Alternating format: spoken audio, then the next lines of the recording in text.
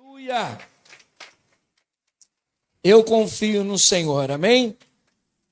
Abra sua Bíblia comigo.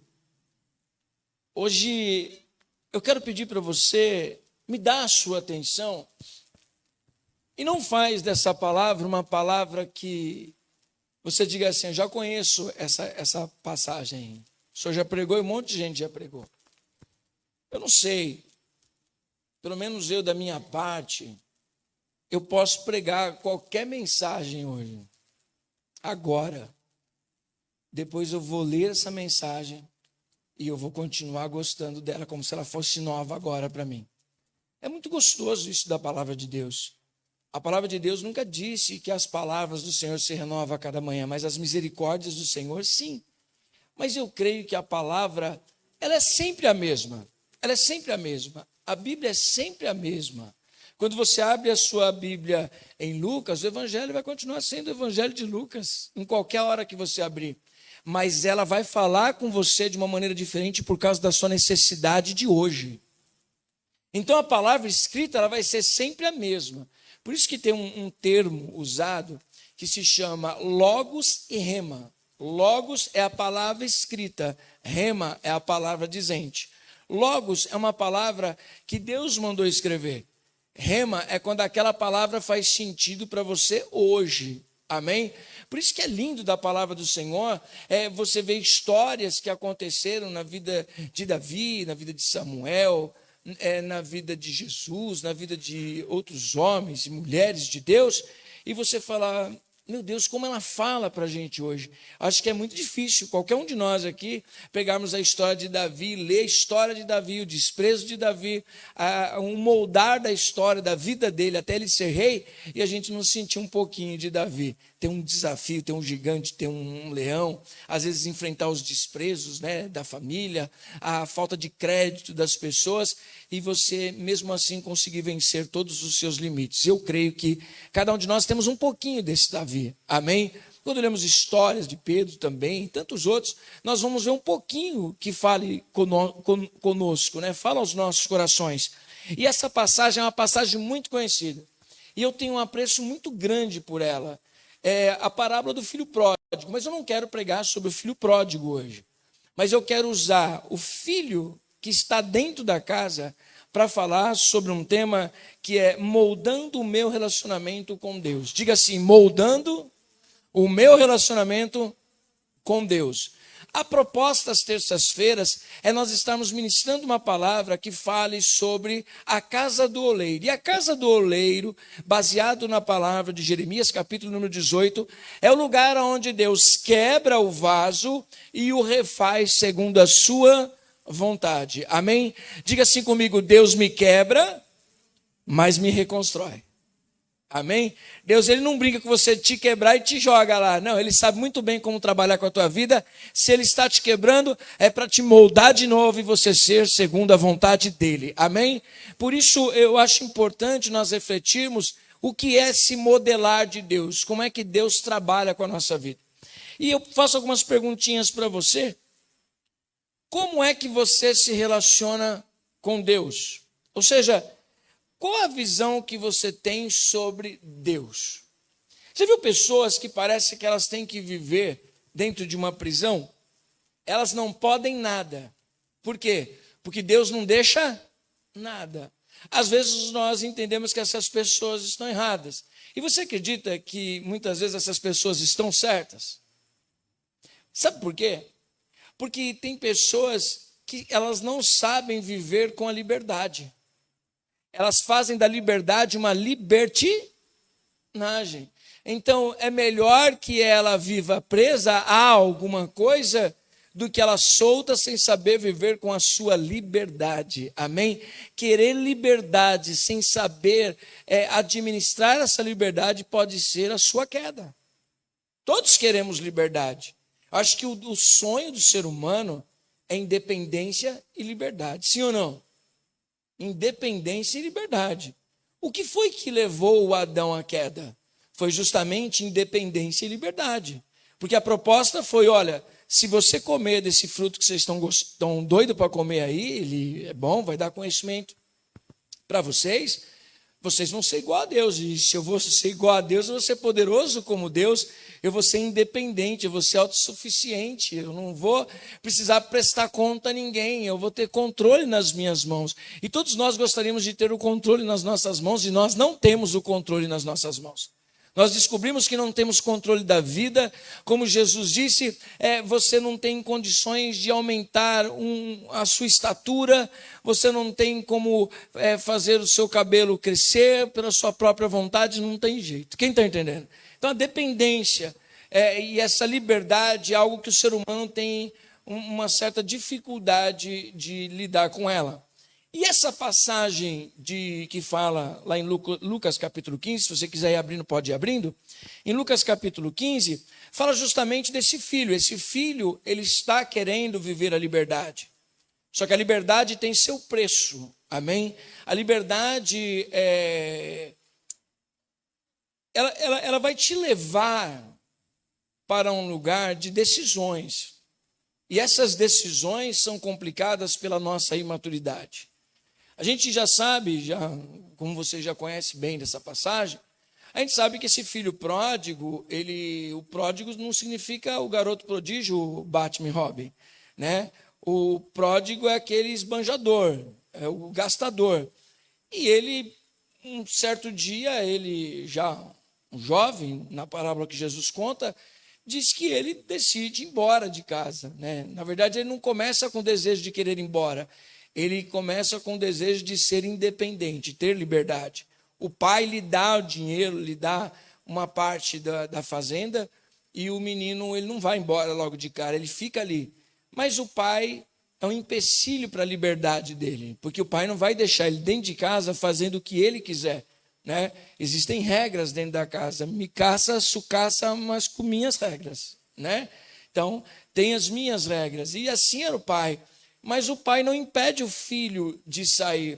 E o filho vai embora e depois ele passa por situações terríveis, porque ele vai aprender que a liberdade, se você não sabe lidar com ela, você acaba indo para um buraco. Aquilo que você tanto desejava acaba sendo um grande problema para você. E Deus não vai amarrar alguém e falar, você é obrigado, né?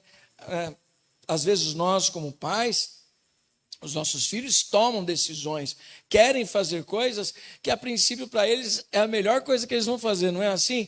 Mas de repente a gente com a nossa experiência fala assim, não vai por esse caminho que vai dar ruim, né? E às vezes o pessoal fala assim, nossa, a palavra de mãe é que nem, desculpa a expressão da palavra, é praga de mãe, né? Falou, a coisa acontece, não é? É que o pai e a mãe, não é que ele está profetizando que aquilo aconteça, é porque você não vai ser diferente, as histórias continuam as mesmas. Principalmente nessa fase de transição da adolescência para a juventude, que está querendo se descobrir, né? Saber quem as pessoas, nós, né? Todos nós, quem já foi adolescente aí? Eu fui ontem, amém? Né? Eu ainda sou, né? Um meninão, adolescente, né? Às vezes não tem gente casada com 40, 50 anos que é meninão? Tem ou não tem?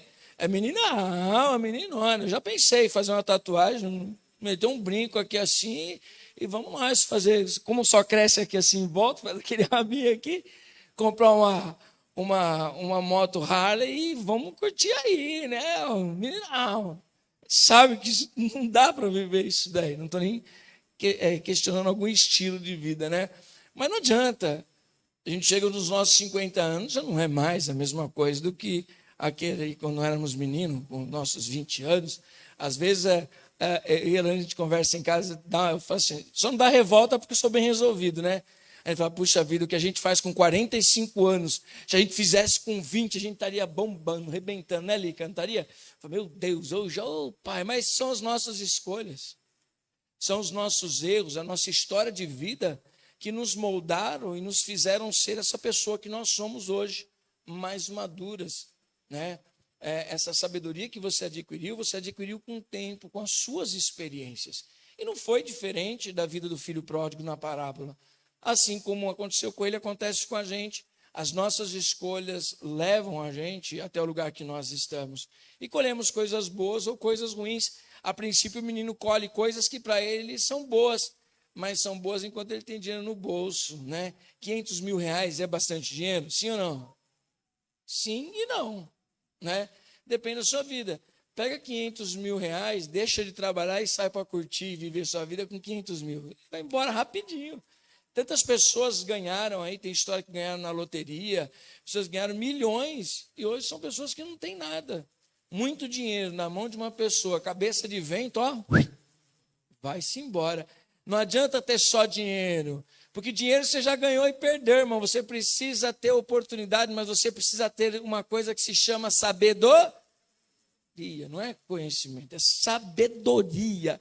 Não é só conhecer, não é só ter informação. Então, se você quer uma outra oportunidade de Deus, se prepare para ela, para que você não perca essa oportunidade que Deus vai te dar de novo, em nome de Jesus. Amém?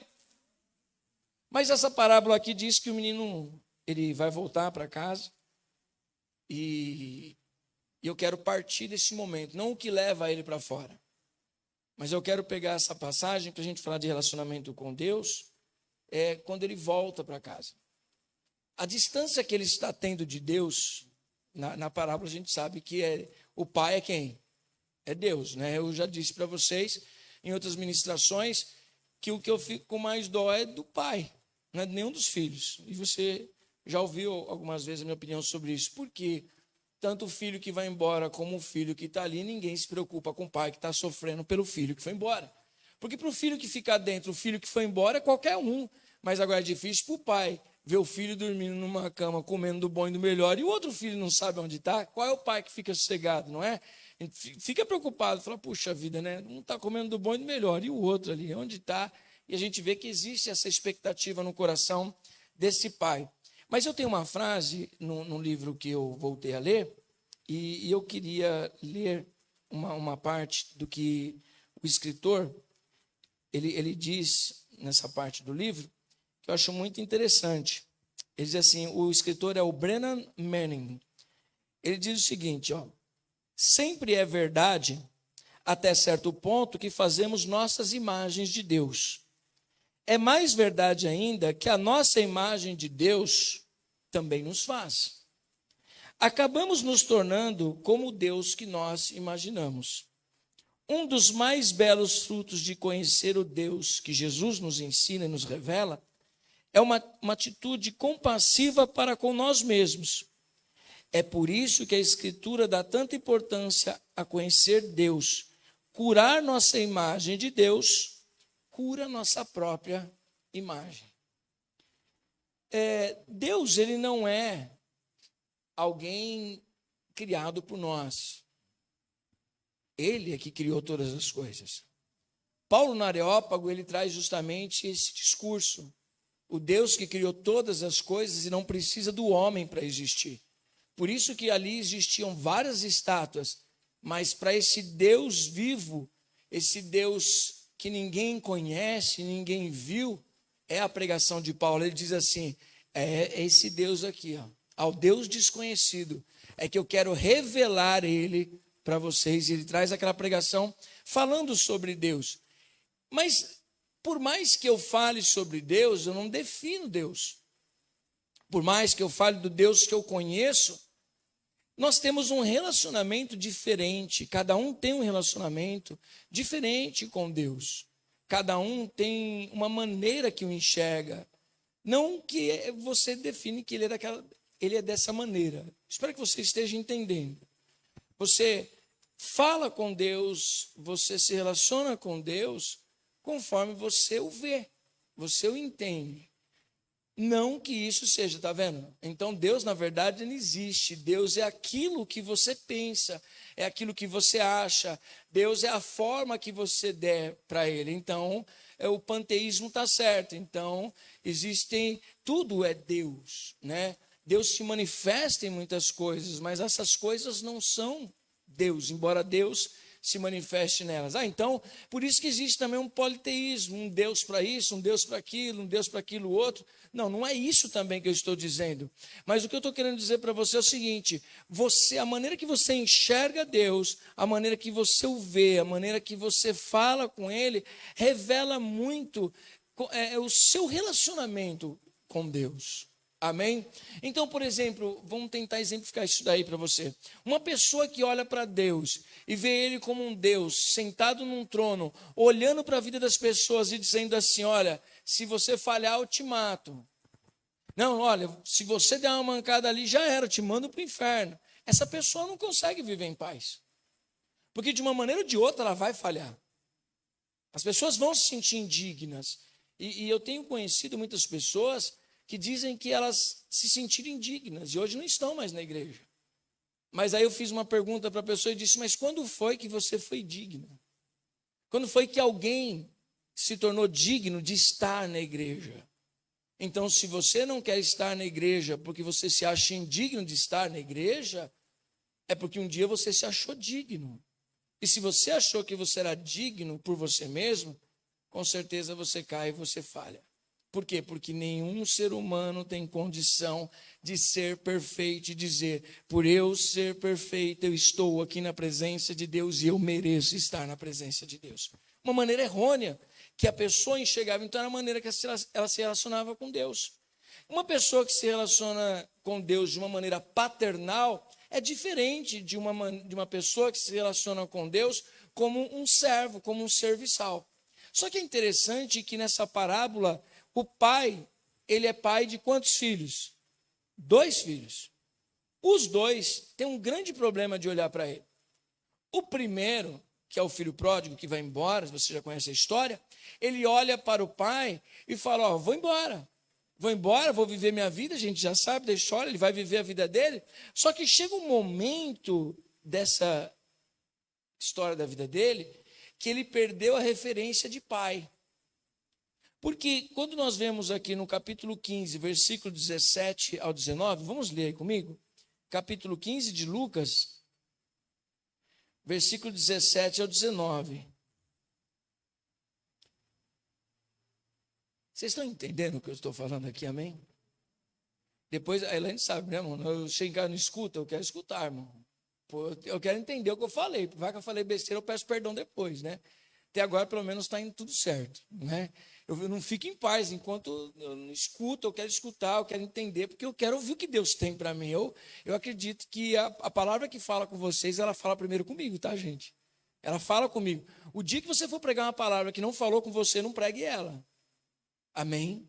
Quando você vai, eu estava conversando ontem, a gente estava tendo um momento com os líderes, eu falei para eles: aquilo que a gente vai fazer primeiro tem que falar com a gente. Se eu vou ministrar um louvor, eu tenho que estudar aquele louvor, eu tenho que escutar aquele louvor, e aquele louvor tem que falar comigo. Se eu vou falar de uma palavra, ela também precisa falar comigo. Amém? Que ela vai fazer total sentido. Diz assim, olha só, o menino sai de casa olhando para o pai, mas depois, longe de casa, ele já perde a referência de pai, e o pai dele agora se torna um senhor. Olha só o que o nosso afastamento de Deus vai fazendo. Vai fazendo a gente perder a visão de paternidade e começa a olhar para Deus como Senhor e servo. Embora exista este momento dele ser Senhor e nós sermos servos também. Mas Deus nos chama para um relacionamento e você vai ver a construção do meu pensamento aqui hoje. Amém? Para depois de tomar a Santa Ceia como filhos. Amém? Olha só o que a palavra do Senhor nos diz. Então, caindo em si, o rapaz despertou da situação que ele estava vivendo. Ele diz o seguinte: quantos trabalhadores do meu pai têm pão com fartura e eu aqui morro de fome? Ele lembrou de quem? Do pai dele. Mas agora olha o que ele vai dizer aqui, ó. Levantar-me-ei e irei ter com meu pai, e lhe direi: pai, pequei contra o céu e diante de ti, e já não sou digno de ser chamado teu filho. Agora eu quero ser tratado como servo, como escravo. Ele já está começando, eu sei que a gente precisa olhar para um lado que ele está tendo arrependimento e está reconhecendo, porque tem muita gente que quer usar essa parábola do filho pródigo, mas não quer ser humilde como filho, que admite o seu erro. Para a gente, fala a verdade, quem gosta de admitir erro aí? Quem gosta de falhar, admitir seus erros aí? Ninguém gosta.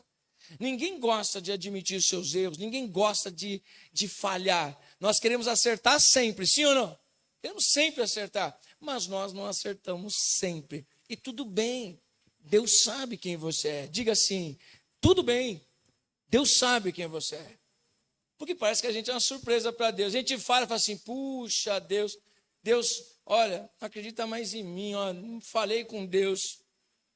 Você não é novidade para Deus. Diga para a pessoa ao seu lado, você não é novidade para Deus. Ele te conhece. E ele diz o seguinte, eu vou voltar para a casa do meu pai, mas o meu relacionamento com ele já não será mais paternal. O meu relacionamento com o meu pai será de servo e senhor. Olha só que interessante. Então nós começamos a ver que essa salvação que a gente prega muitas vezes, a gente precisa viver ela não só intelectualmente, só no conhecimento. Tá vendo? O filho voltou para casa. Mas espera aí, nós precisamos entender com que mente que ele deveria estar na casa do pai, que não adiantaria nada ele estar na casa do pai com a mente de servo. Porque ele entendia que ele deveria ser servo pela humildade, está certo. No entanto, o pai diz para ele o quê? Você nunca vai deixar de ser o meu filho, não importa o que aconteça, eu te amo. É tão linda a palavra de Deus que diz que ainda que uma mãe viesse a se esquecer do seu filho, ainda assim diz o Senhor, eu não me esquecerei de ti.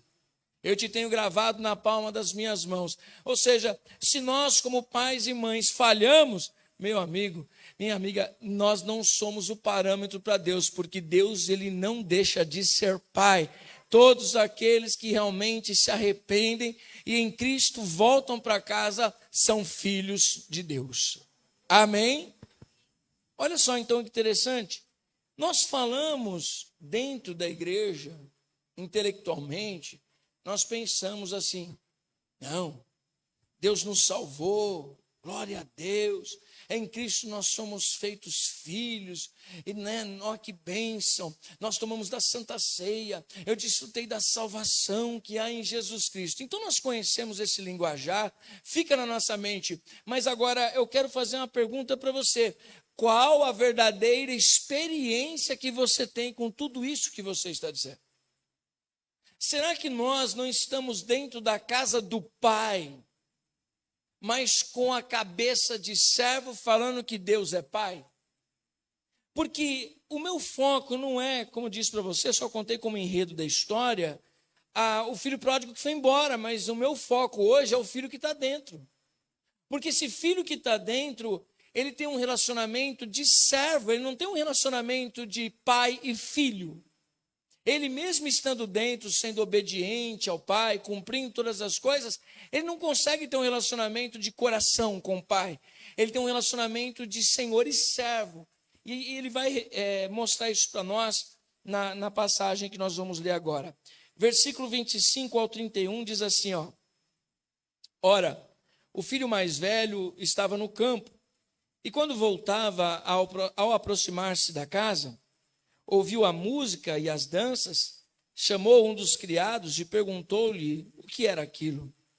E ele informou, veio teu irmão e teu pai mandou matar o novilho cevado, porque o recuperou com saúde.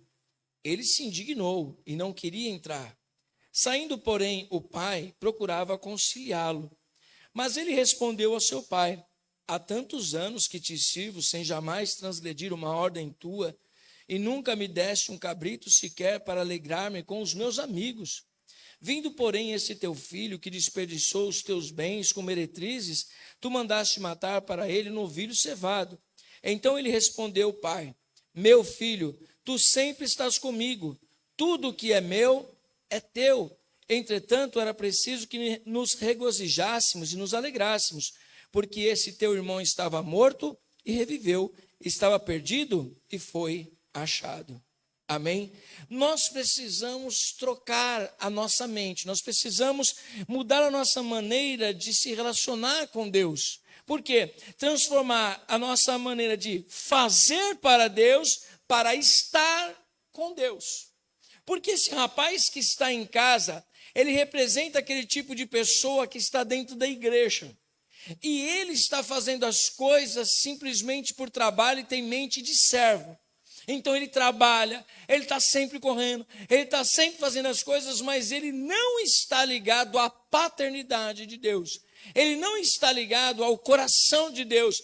Ele é uma pessoa que só faz coisas, só corre atrás das coisas. E eu me preocupo muito com isso. Eu sou uma pessoa bem agitada e vivo correndo para lá e para cá. Eu sempre fico medindo, e isso é saudável para nós, medir como anda o nosso relacionamento com Deus, porque não adianta a gente apresentar serviço sem relacionamento. Isso nós aprendemos, tem uma passagem que fala muito sobre isso, e é muito conhecido de todos nós, que é a passagem de Lucas 10, 41. Essa passagem é onde está Marta e Maria. Maria está sempre se destacando no aproveitar o momento. Já a Marta está sempre correndo atrás de alguma coisa, ela está sempre fazendo alguma coisa, ela está sempre agitada, ela está na casa dela, está na casa das pessoas, ela está agitada para receber Jesus, e isso é bom, não é ruim. No entanto, existe momento para todas as coisas. Tem momentos que a gente tem que estar aqui no altar, tem que estar pregando, tem que estar ministrando louvor. Gente, já parou para pensar? Nós na nossa igreja procuramos dar o melhor para vocês. Amém? Então, vocês acham que é fácil subir aqui e olhar para a carinha de vocês e pregar a palavra de Deus? Não é fácil. Você acha que é fácil subir aqui e ministrar um louvor e conduzir vocês? Irmão, eu amo ministrar louvor, sabe por quê? Porque eu acho que vocês têm muita dó de mim. Acho que vocês ficam com tanta dó que vocês todos vão apoiar esse cara doido aí. Aí a gente canta 300 mil louvor, que aí eu também vou à forra, né? E às vezes vocês me apoiam tanto que vocês ficam olhando com a carinha assim de vocês, e eu falo assim, eu espero que eles não vão embora. Espero que eles voltem em outro culto, espero que eles recebam a palavra no coração deles. Aí eu pego e fico em casa, eu leio o livro, eu leio a Bíblia, abro uma Bíblia, abro outra Bíblia, escuto uma pregação, escuto um louvor, saio meditando, oro, falo com Deus, penso, junto um monte de coisa, e falo assim, eu quero oferecer o melhor para as pessoas. Isso é bom, mas isso desgasta bastante a gente. Amém? Porque parece que é fácil, é só chegar aqui e pregar, né? E não é, é muita coisa acontecendo dentro da gente. É a responsabilidade daquilo que Deus dá para a gente, falar aquilo que Deus quer que a gente fale, não aquilo que as pessoas gostam de ouvir, mas aquilo que realmente alimente elas e transforme a vida delas. Então é bastante trabalho para a gente, tem as batalhas espirituais, aí está lá o pessoal lá orando, é o pessoal batalhando espiritualmente, intercedendo pela tua vida, é o inimigo com todos os demônios querendo prender você na rua e você não chegar no culto e trazer problema para dentro do teu coração, você ficar desesperado e não conseguir adorar a Deus, seu corpo chega, mas ó, você está longe daqui. Quem está entendendo? Olha quanta coisa. E parece simples, parece que é simples, só está aqui em cima pregando, e não é. Então é bastante trabalho. Agora, e quando é aquele momento do nosso tete a tete com Deus? O nosso momento só a sós com Deus, aí vocês tudo ficam fora. Aí a gente já não se preocupa mais se as palavras estão certas, se a gente está pensando que é certo, se a gente falou que é certo ou que não é certo, porque na presença de Deus a gente tem liberdade antes que uma palavra saia da nossa boca, Ele já conhece o nosso coração. Antes que um pensamento chegue, Ele já sabe o que eu vou falar, o que eu estou sentindo. Às vezes eu não sei se você tem costume disso, às vezes eu falo assim, Senhor, eu não quero falar nada, mas eu sei que o Senhor conhece o meu coração. Aí eu fico quieto com Deus, e aí Deus, Ele me ouve e fala tudo aquilo que está dentro do meu coração, porque não preciso verbalizar sempre, porque Deus conhece até o meu silêncio, Ele sabe traduzir as minhas palavras no silêncio. Quem está entendendo? É isso que a palavra de Deus ensina sobre Marta e Maria.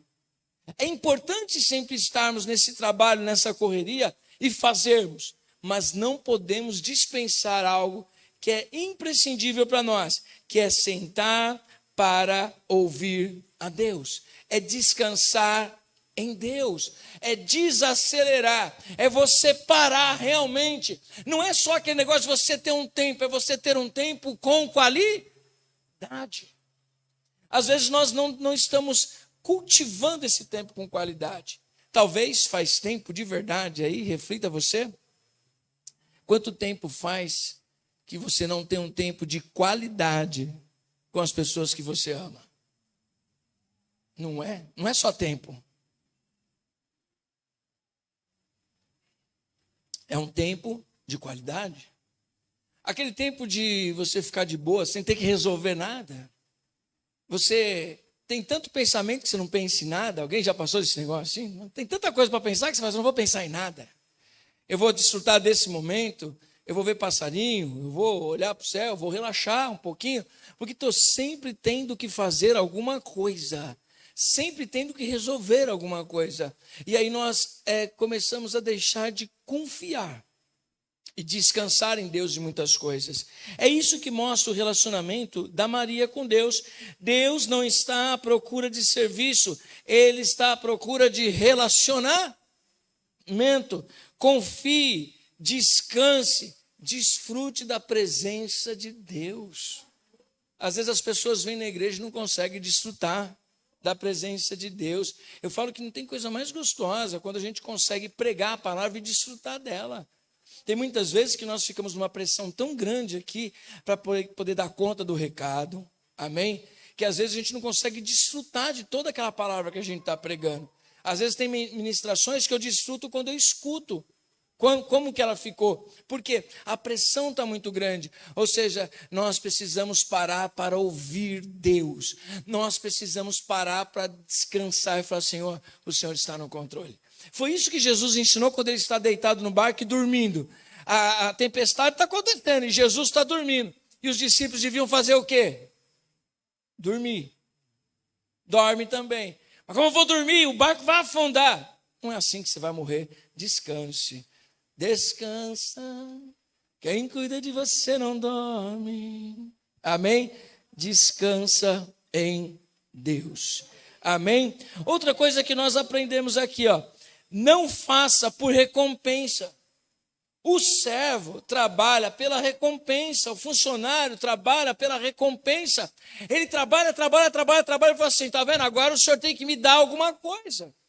Esse menino que está dentro de casa, ele está trabalhando para o pai, e aí o irmão volta e faz aquela festa, ele diz assim, olha pai, eu sou um filho que estou sendo bonzinho, eu estou sendo o melhor filho, eu estou te honrando, e o Senhor não me dá nada por isso. O Senhor não faz uma festa para mim por causa disso. Aí o pai responde o que para o menino? Se você não faz festa, é porque você não quer. Porque tudo que é meu é teu. A sua mente não está desfrutando da maneira correta. Você está dentro da sua casa, mas você tem a mente de servo. Você não sabe desfrutar daquilo que já é teu. Deus já te deu herança em Cristo Jesus. É bíblico. Nós estudamos aqui Romanos 8, 14 ao 18, que nós recebemos o Espírito de adoção, pelo qual clamamos, Abba, Pai. Papai querido, nós somos herdeiros de Deus e co-herdeiros em Cristo, ou seja, nós não temos mente de servo, nós temos mente de filhos. Amém? Glória a Deus. O desafio fica maior ainda, porque Jesus lá em João capítulo 15, versículo 13 ao 16, ele diz o seguinte, já não vos chamarei mais de servos, eu chamarei vocês de amigos, porque o servo não sabe o que faz o seu senhor, mas os amigos sabem. Imagine você, essa ilustração que Jesus traz é, você é amigo de Deus e Deus confidencia a você os planos dele. Coisa gostosa, sim ou não? Mas não é para qualquer um, é para todos, mas não é para qualquer um. Para ser amigo de Deus. É interessante, se você quer ser amigo de Deus, existe um preço. Sabe qual é o preço para ser amigo de Deus? Tem uma história, eu não vou pregar ela toda para você, mas eu vou direto ao âmago dela, para você entender. Para ser amigo de Deus, você tem que estar disposto a dar tudo no altar de Deus, sem reserva alguma. E eu não vou fazer segunda oferta, amém? Não é sobre dinheiro que eu estou falando. Tem gente que não consegue dar dízimo daquilo que ganha e não consegue ofertar. Mas é além disso. Eu estou falando da sua vida. Você abrir mão. Você morrer para você mesmo. E viver para Deus. É isso que eu estou dizendo. Você está disposto a sacrificar o teu maior sonho no altar de Deus? Quem foi chamado de amigo de Deus? Abraão. Abraão foi chamado de amigo de Deus. Mas ele estava disposto a sacrificar o Isaque lá naquele monte, porque Deus tinha pedido. Ele tinha coragem de sacrificar o maior sonho dele. Nós lemos aqui na passagem onde ele se separa de Ló, que é o sobrinho dele, que ele já era rico, sim ou não? Ele não tinha problema de dinheiro. Ele era rico, ele era próspero. E prosperidade não tem a ver somente em ter dinheiro. Prosperidade vai muito mais além. Amém? Ele era próspero. Ele era abençoadíssimo. Aí ele vai receber o filho dele, que é a promessa que ele tem, o maior sonho dele, o herdeiro de todas as coisas, o herdeiro das promessas, que é o Isaque. Aí Deus diz assim: tu me amas? Então me dá aquilo que mais te custa, o teu Isaque. O que é que mais te custa para você morrer lá no altar do Senhor? Não sei o que é. Você sabe. Ou se você não sabe, deixa Deus pedir, que é aquilo que você vai sacrificar. Apóstolo, será que eu vou ter que matar um filho? Será que eu vou ter que matar alguém? Ô irmão, louvado seja Deus, porque ele não aceita sacrifício humano. Então pode ficar tranquilo, tá? Aleluia. Não, já pensou trazer o Joninho e falar assim: vamos colocar o Joninho aqui, ó. Vamos lá sacrificar o Joninho. Não dá certo, não. Vai dar ruim esse negócio.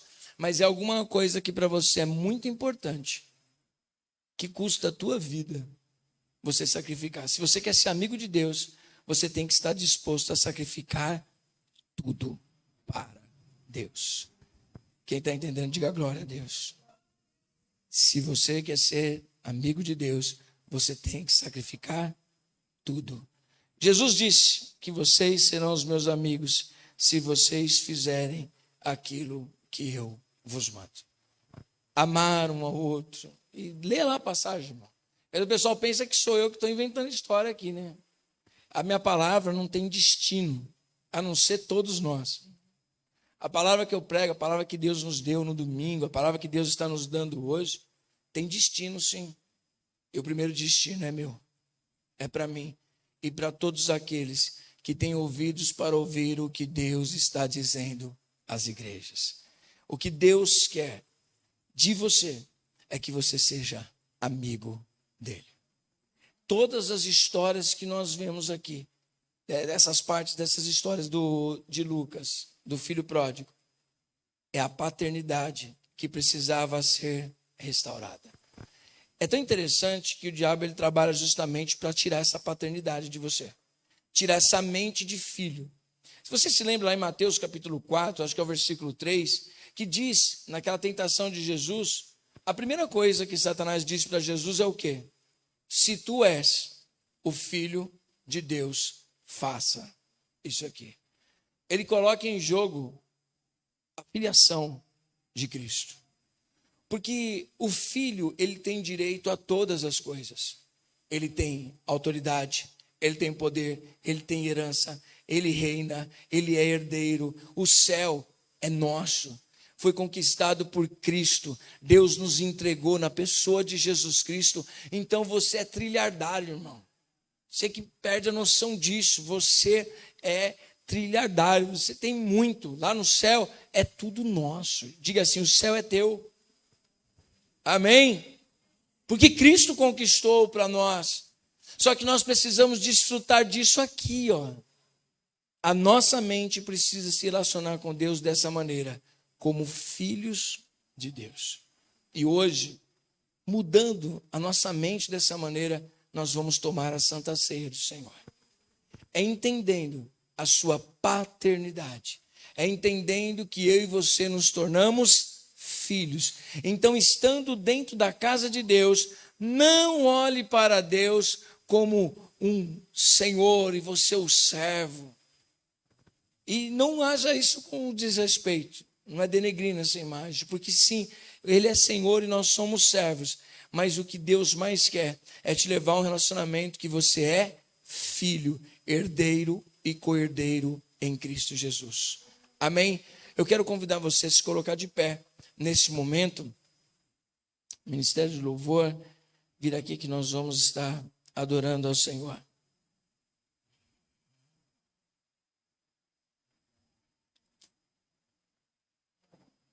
Um Deus que ama, um Deus que está sempre em busca de cada um de nós. Um Deus que quer nos abraçar. Um Deus que quer perdoar os nossos pecados. Um Deus que quer nos dar a autoridade de filhos. Nós precisamos tomar posse disso. Filhos de Deus. A Santa Ceia é para isso.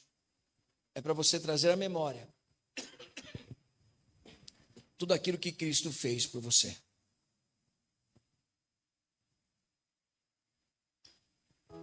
Ele subiu naquela cruz, entregou a vida para te amar. Então Deus não te ama, Deus te ama. Sabe que Deus te expôs? Você não faz festa porque você não quer. Ou melhor, você não faz festa porque você não sabe desfrutar daquilo que Deus deu. Eu me alegro tanto em olhar para a igreja e ver a igreja. Mas não só olhar para a igreja, ver a oportunidade da vida que Deus nos deu. Nem sempre o sol está brilhando, mas às vezes dentro de você brilha em meio às trevas. O Espírito Santo vai brilhando dentro de você. Nem sempre as coisas estão do jeito que a gente quer, mas isso não pode roubar a nossa característica de filhos de Deus. Como Paulo disse, eu posso todas as coisas naquele que me fortalece. Você pode todas as coisas porque você tem um Deus que te ama, um Deus que cuida de você, um Deus que está ao seu lado. Só que você precisa acertar o seu foco com Deus. A maneira que você está enxergando Ele é a maneira que você está se relacionando com Ele. Aquele Deus distante, aquele Deus que está com raiva, aquele Deus que está bravo, aquele Deus que quer matar, aquele Deus que quer punir o pecador. Eu não estou aqui pregando uma palavra de liberalismo para vocês, pode fazer o que você quiser que está tudo certo. Não é isso. Só estou dizendo para você que você é filho. E se você falha, Ele não te coloca para fora. Ele te perdoa, Ele te ama, Ele restaura a sua vida e Ele te dá nova oportunidade. Filho é assim, não é assim que a gente faz com o filho? A gente fica triste, a gente fica magoado, mas se o filho reconhece, a gente perdoa, a gente restitui.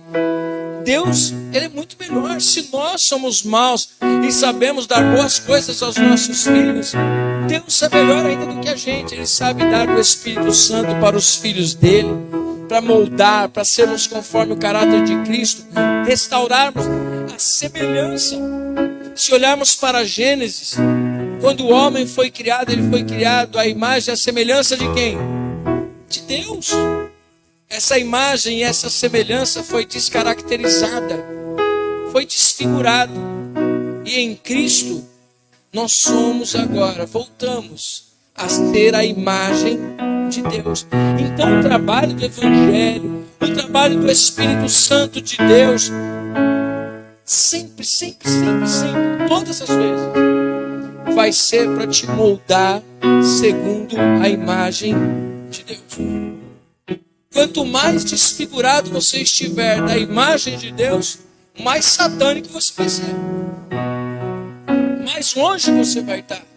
Quanto mais perto de Deus, mais parecido com Deus você vai ficando. Amém? Está conversando, meu irmão perguntou, mas como que funciona esse negócio todo aí? Como é que eu vou externalizar aquela glória que as pessoas viram em Moisés? Como é que eu coloco para fora? A gente coloca a plaquinha, né? Coloca a plaquinha, pronto, tá aqui a plaquinha, sou salvo de Deus, não. É na nossa caminhada, nós somos transformados de glória em glória. As pessoas vão ver que você é diferente do que você foi ontem. você está ficando cada vez mais parecido com teu pai, menino, menina. Não é assim que a gente fala? Você está ficando parecido com teu pai, hein? Quem dera nós nos tornássemos cada vez mais parecidos com Cristo. Esse é o trabalho da palavra de Deus. O quanto você tem se tornado parecido com Cristo. Você acha que Satanás, ele quer impedir você de ter dinheiro? Você acha que ele quer impedir você de estar casado? Você acha que ele quer impedir você dessas coisas? Até essas coisas que são boas podem se tornar um grande laço na sua vida. Jesus, ele conta uma parábola que saiu os servos a convidar as pessoas. E eles começaram a dizer, eu não posso ir, me desculpa, não dá para mim. Por quê? Porque eu comprei uma junta de bois e não dá para mim agora. Não dá para mim ir também nessa convocação sua, porque eu me casei, agora tem um monte de outras coisas, tem outras prioridades. É a mesma coisa que você está dizendo para os dias de hoje. Jesus está fazendo convite para cada um de nós colocarmos a prioridade em Deus. Apóstolo, mas então todas essas coisas são ruins? Se elas tomam o lugar de Deus, sim. Porque Jesus nos ensinou que nós devemos buscar em primeiro lugar o reino de... E as suas, e as demais coisas são secundárias. Mas elas devem ser desprezadas? Não, elas devem ter o lugar delas, o lugar certo delas. Porque Deus quer que nós sejamos plenos e felizes. Mas e se você tiver aquela visão de Deus? Que Deus é aquele cara chato que nunca quer te ver feliz. Sempre que você estiver dando um sorriso com alguma coisa boa, tipo, você estiver tomando um sorvete daquele das antigas, que só a veinha aqui embaixo tem na Manuel Gaia, aquele que tem aquele sorvete de uva, que é aquele sorvete de pó, que o pessoal fala que é uma delícia. É uma delícia. Faz muito tempo que eu não tomo de sorvete por aí. É só o dela aqui que é bom. Lá perto da sua casa tem também. É bom demais, gente. Sabe? Você sentar ali e tomar aquele sorvete feliz da vida. Que sorvete bom. Ele não dá para levar no pote, né? Não dá para levar no pote. Não toma só. E você desfrutar disso e tá feliz. E Deus não tá com raiva de você porque você tá tomando aquele sorvete. Você está almoçando num lugar bem gostoso e Deus está feliz porque você está, porque tudo isso veio das mãos dele. Agora, se você estiver olhando para Deus e Deus é aquele cara que está revoltado com você, você não merece comer o que você está comendo, você não merece tomar o sorvete que você está tomando, você não merece nada disso que você está vivendo, você não vai conseguir desfrutar das bênçãos de Deus. E nós aprendemos no domingo que nós temos liberdade em Deus. Nós podemos fazer todas essas coisas glorificando o nome do Senhor. Você é filho de Deus. Amém? Então viva esta liberdade, desfrute desse relacionamento com Deus. Deixa ninguém roubar isso de você. Não deixa ninguém roubar a sua alegria de viver. Tem uma cena que uma vez a gente conversando com os amigos e é verdade. Imagine Jesus lá naquela cruz olhando para você e dizendo assim: faça valer a pena a tua ressurreição. Faça valer a pena a tua vida. A Bíblia diz que com Cristo nós somos crucificados, com Cristo nós ressuscitamos. Tipo assim, aproveita essa oportunidade. Faça o melhor da tua vida. Desfrute o melhor. Faça o melhor. Tem um filme, não sei quem foi, se quem souber, depois pode divulgar aí, que divulgaram. Tinha um coletor de lixo correndo, pegando lixo, Jesus correndo junto com ele. Jesus, ele é assim. Se você entrar nos lugares que ele entra, ele vai estar com você e vai ser o melhor lugar. Amém? O Pai ama estar com os seus filhos e os filhos amam estar com os seus pais. Quando isso não acontece, os relacionamentos estão enfermos. Você está enfermo ou você está no relacionamento correto com Deus? Veja a paternidade que você está vendo dele.